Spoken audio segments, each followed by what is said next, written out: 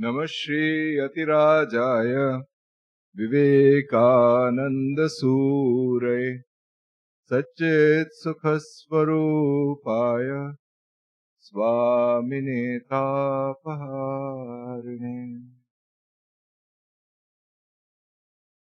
So we have come to the last paragraph of this lecture by Swami Vivekananda, God in Everything.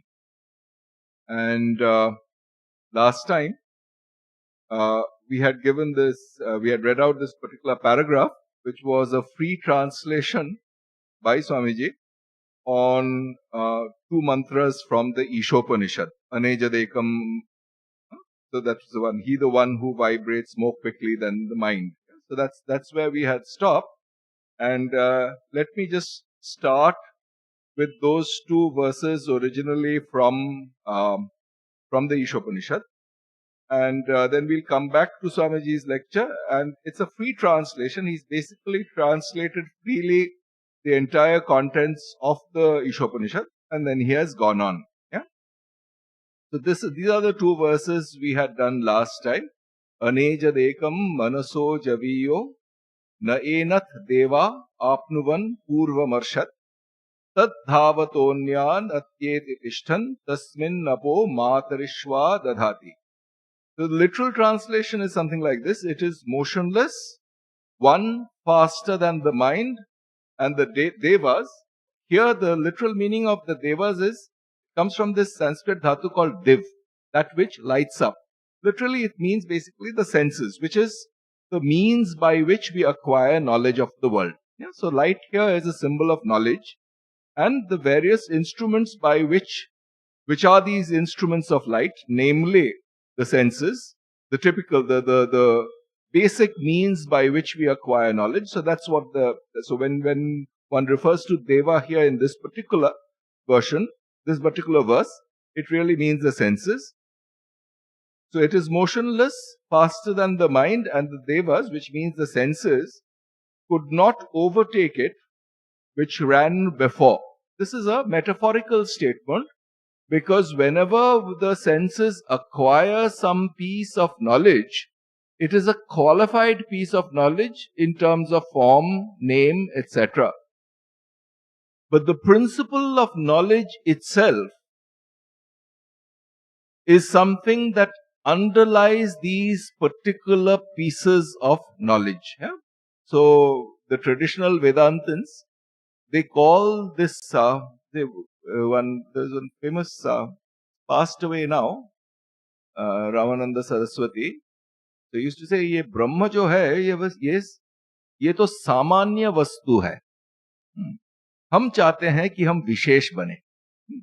तो ये सामान्य वस्तु मतलब, सामान्य is that which has the quality of samanata, equality, that which is uniformly the same in everything. And therefore, the senses which are special, through the ears we hear sound, through the eyes we see things which are visible, through the tongue we taste. So these are qualified pieces of knowledge. But without the principle of knowledge, without the universal principle of knowledge, these individuated pieces of knowledge through the senses would just not exist.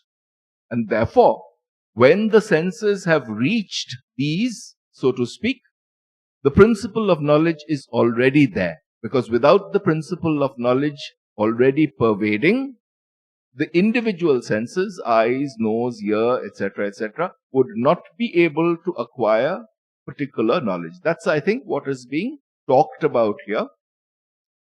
We can actually philosophize endlessly about this. It's basically saying what really is knowledge about. And finally, when we remove the particulars, which means remove the particular knowledge grasped by any individual senses, that which is universal in all of these is the principle of knowledge. That which is universal in knowledge acquired by the eyes, knowledge acquired by the ears, knowledge acquired by any of the senses, that universal feature is what is knowledge. But when we talk about this kind of universality, there is a tendency in the mind, this is a psychological fact, that treats this kind of thing as something that is abstract, that is something that is esoteric. It's just a kind of a generalization and hence it's abstract. The way to think about it is not in terms of these abstractions, but really in terms of that which is the most real. Why? Because before we even talk about knowledge through eyes, through ears, knowledge itself must be there. In that sense, in Western philosophy, this is called epistemology. What constitutes knowledge? What constitutes truth?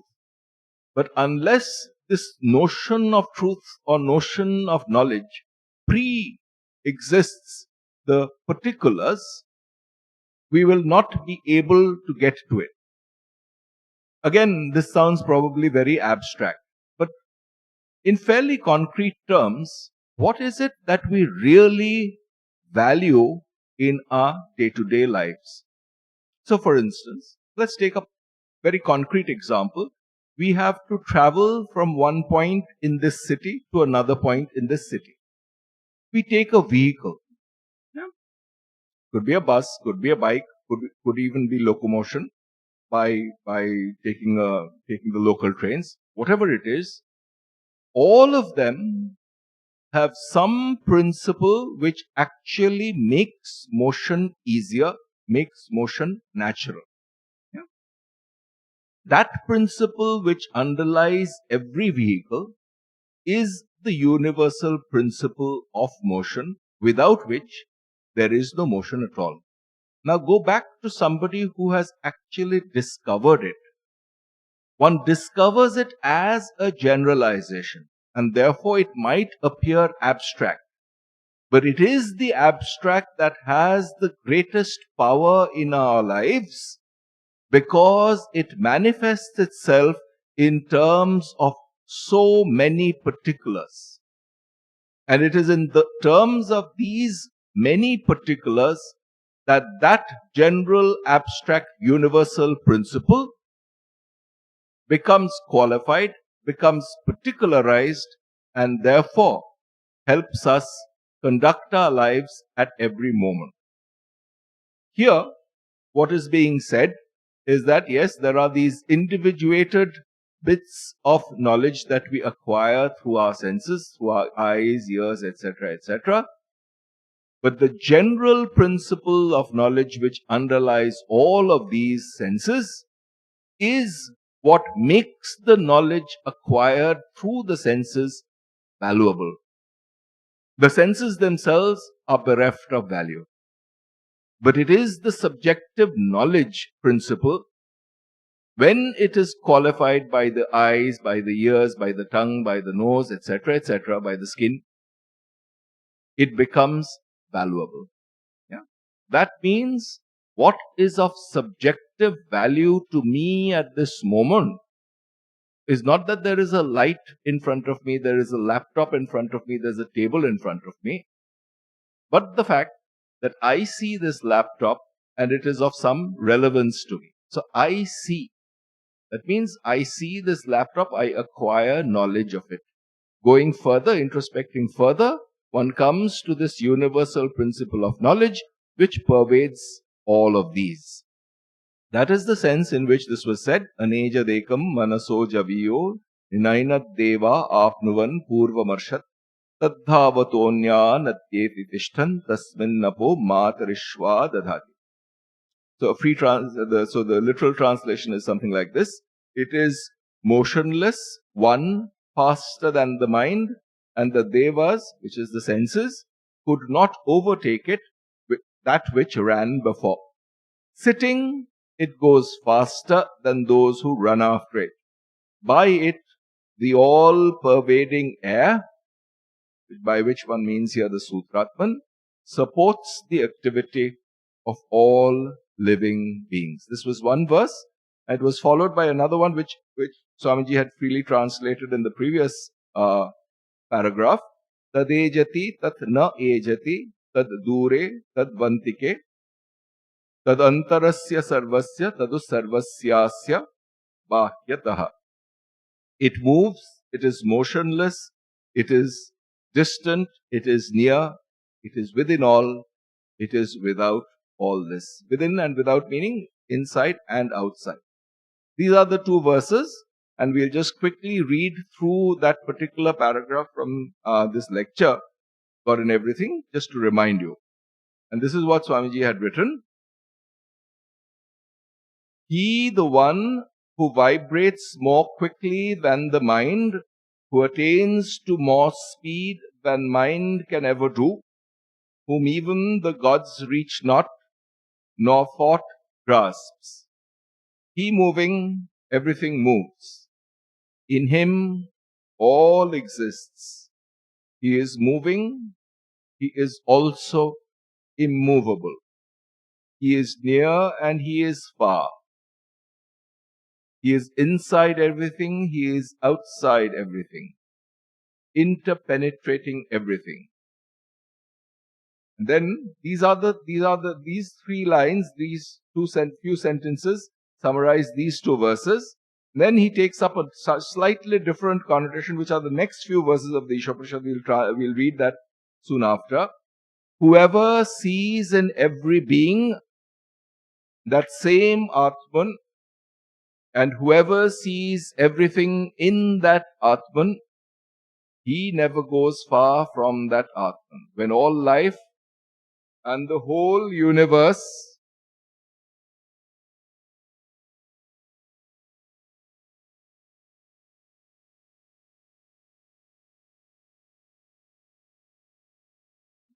whoever sees in every being that same Atman, and whoever sees everything in that Atman, he never goes far from that Atman. When all life and the whole universe are seen in this Atman, then alone man has attained the secret. There is no more delusion for him. Where is any more misery for him who sees this oneness in the universe? See, as we have talked about this before, towards the end of his lectures, there's a certain rising of his lectures to a tone of poetry, of sheer poetry. And it's not to be wondered at, basically, because here what he is really talking about is the Ishopanishad. The mantras of the Upanishad, they are basically, or the people from whose hearts it came, in a different place, Vivekananda has called them kavis, real poets. So what is this? These two verses? I'll read out the original verses.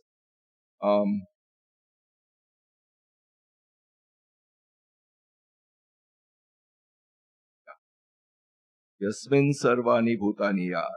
Yastu sarvani bhutani atmani eva anupashyati sarva bhuteshu cha atmanam tato na vijugupsate. Yah tu, whoever, sarvani bhutani, all that is, all that exists. Bhuta is from this word bhu, which is the verb to be.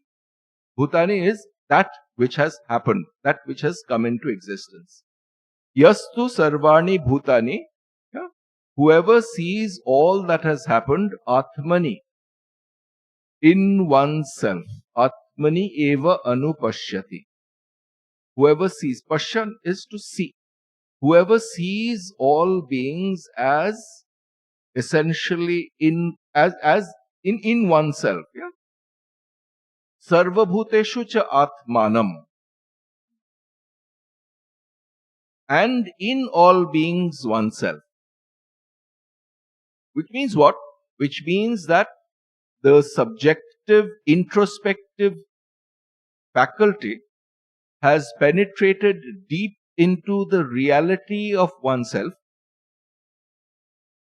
and has seen that what we call the world, the essence of its existence, is really not essentially different from the essence of one's own existence. So what is one's own existence? There's a word for it. That's the essence of one's own existence is referred to as the Atman. And so that which is underlying the world, the essence of the existence of the world, that is called Brahman. So these are terms that are used in Vedanta. What one is referring to here is that these two ideas at their core are not different. In various places in the Upanishads, there's a reference to what are called Mahavakyas, which really captures this essential feature. There are these Mahavakyas called Aham Brahmasmi, Tattvamasi, Ayam Atma Brahma, Pragyanam Brahma, in various Upanishads. And in various places, Shankara basically says exactly this, that the aim and end of all these Upanishads is to say that the culminating point of this subjective inquiry and the culminating point of this objective inquiry come to the same point. So the culminating point of the subjective inquiry, what is really essential, what is really substantial about my own existence, and that culminating point, it has just given a name. It's called Atman. So essential aspect. And so long as it has not been grasped, this inquiry is to be pursued. The same thing about the world. And when these two things are identified, then you get these Mahavakyas, Aham Brahmasmi. That which is essential about myself and that which is essential about the world are not different. They are the same. And so, what happens? What is the benefit? What is the subjective benefit of this kind of inquiry or this kind of thinking? That's what is being told here. These are exactly so we had read these two verses, right? Tadejati tadnejati taddure tadvantike tadantarasya sarvasya tadu sarvasyasya bhahyataha. The very next two verses are these. Yastu sarvani bhutani atmani eva anupashyati sarva bhuteshu cha atmanam tatona vijugupsa. This is the first one. And then the next one is more or less the content is the same. Yasmin sarvani bhutani atma eva abhut vijanataha. Tatra ko moha kashoka ekatvam anupashyataha. So first says basically when one sees this, when one understands or grasps not as an intellectual thought, but grasps with the core of one's being that what is essential about oneself and what is essential about the world are not different, then what happens? The person no longer tries to have, there is the hatred, revulsion, vijugupsate, or hiding, shrinking away from something is gone. Why? Because the other is then recognized as in essence not different from oneself. And the same thing in the next one, when to the knower all that has come into being becomes one with one's own essence of one's being, the Atman, tatra ko moha kah shoka. Moha means where can there be any attachment to the particular? Kah shoka, where can there be any misery? Misery is, or whatever, moha here literally means, here moha, actually Shankara translates it as a viveka. Lack of clarity of thinking, lack of analytically precise thinking, moha. Shoka is sorrow. Yeah? Sorrow is when something that we covet, something that we feel is our right, has been taken away from us. The opposite being joy. But when one has seen that everything is essentially oneself, there is no other to covet, there is nothing to lose. And therefore, no moha, that means there is nothing particular to be desired, no shoka. So this is the psychological output of these two things. Okay, very good. Now so basically this particular verse, so this particular paragraph, the second last paragraph of this Vivekananda's God and Everything, It's these verses 4, 5, 6 and 7 from the Ishopanishad have been freely, 4 to 7, these 4 verses have been freely translated in that paragraph. And then he expands a little bit, and it's actually an important thing. This is another great theme of the Vedanta, this oneness of life, this oneness of everything. We shall see how it demonstrates that all our misery comes through ignorance, and this ignorance is the idea of manifoldness, this separation between man and man, between nation and nation, between earth and moon, between moon and sun. Out of this idea of separation between atom and atom comes all misery. But the Vedanta says this separation does not exist. It is not real. It is merely apparent on the surface. In the heart of things, there is unity still. If you go below the surface, you find that unity between man and man, between races and races, high and low, rich and poor, gods and men and animals. If you go deep enough, all will be seen as only variations of the one, and he who has attained to this conception of oneness has no more delusions. What can delude him? He knows the reality of everything, the secret of everything. Where is there any more misery for him? What does he desire? He has traced the reality of everything to the Lord, the center, the unity of everything. And that is eternal existence, eternal knowledge, eternal bliss. Neither death, nor disease, nor sorrow, nor misery, nor discontent is there. All is perfect union and perfect bliss. For whom should he mourn then? In the reality, there is no death, there is no misery. In the reality, there is no one to mourn for, no one to be sorry for.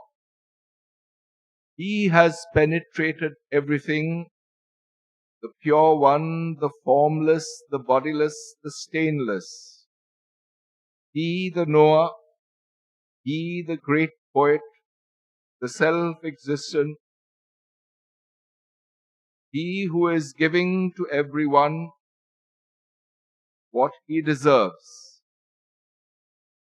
They grope in darkness who worship this ignorant world, the world that is produced out of ignorance, thinking of it as existence. And those who live their whole lives in this world and never find anything better or higher are groping in still greater darkness. But he who knows the secret of nature, seeing that which is beyond nature through the help of nature, he crosses death, and through the help of that which is beyond nature, he enjoys eternal bliss. Thou sun who hast covered the truth with thy golden disk, do thou remove the veil, so that I may see the truth that is within thee. I have known the truth that is within thee. I have known what is the real meaning of thy rays and thy glory, and have seen that which shines in thee. The truth in thee I see, and that which is within thee is within me, and I am that.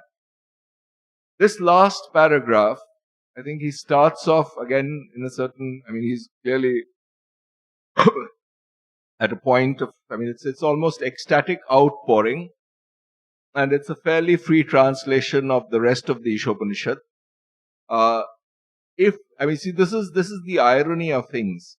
Poetry moves us, but then in order to actually try to make sense of it, we have to become very prosaic. And then when we start elaborating, the number of words expand, but the initial stirring, perhaps that feeling of inspiration, decreases to some effect. Anyway, to some extent. Anyway, there isn't very much we can do about it, because that's how things are. But however, what I'll do for today, and we'll come back to this next time, is that this particular collection of, this particular paragraph from Vivekananda's God in Everything is something we've read out. We'll also read out for today the original verses from the Ishopanishad. And really, this particular paragraph is rather dense. This particular paragraph in Vivekananda's lecture is rather dense. Why?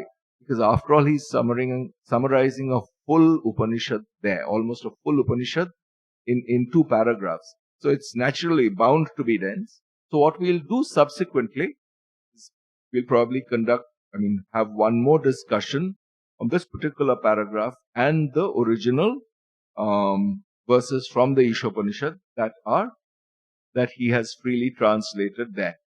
What we'll do is today, in the little bit of time that remains, we will read out the original verses of the Ishopanishad with the literal translation, and then we'll revisit this next time. Yeah? So here is the rest of the Ishopanishad leading up, which has been freely translated. Saparyagat shukram akayam avranam asnaviragum shuddham apapaviddham kavi manishi paribhu swayambhu yathad tathyat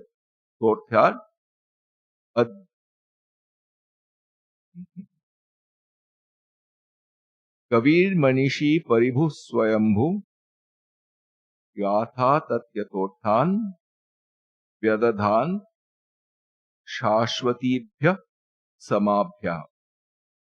He pervaded all, resplendent, bodiless, scatheless, having no muscles, pure, untouched by sin.